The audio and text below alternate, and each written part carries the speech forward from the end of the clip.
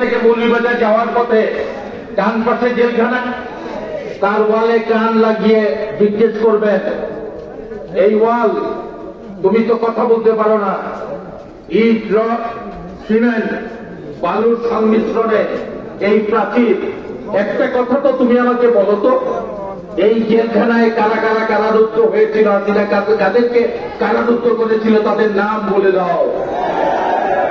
ওই জেলখানার ফটক তাদের নাম বলবে, আর মানুষকে জিজ্ঞাসা করে তারা দলের সাথে বেইমানি করেছে, মুনাফিকি করেছে।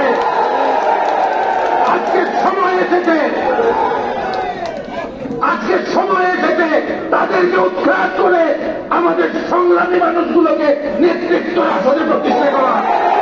বন্ধুগণ, অত্যন্ত কঠিন সময়, এই সময়ে সব কিছুর জবাব দিতে পারবেন মৌলভীবাজারের মতো গোটা বাংলাদেশে যদি বিএনপি ঐক্যবদ্ধ হয়, আমরা মৌলভীবাজারবাসী 7টি উপজেলা 5টি পৌরসভায় ঐক্যবদ্ধ হয়ে দেখিয়ে দেব আমরা সমস্ত কিছু নিয়ন্ত্রণ করব, এই দেশ আবার আমরা শাসন করব, পরিচালনা করব।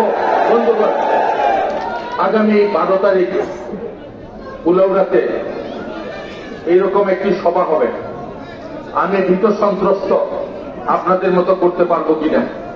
আমার নেতৃবৃন্দকে নিয়ে বাদশা ভাই প্রধান সমন্বয়ক, আপনাদের সকলকে দাওয়াত দিয়ে গেলাম। যারা যারা যেতে পারেন আপনারা যাবেন, আমাদের জন্য দোয়া করবেন।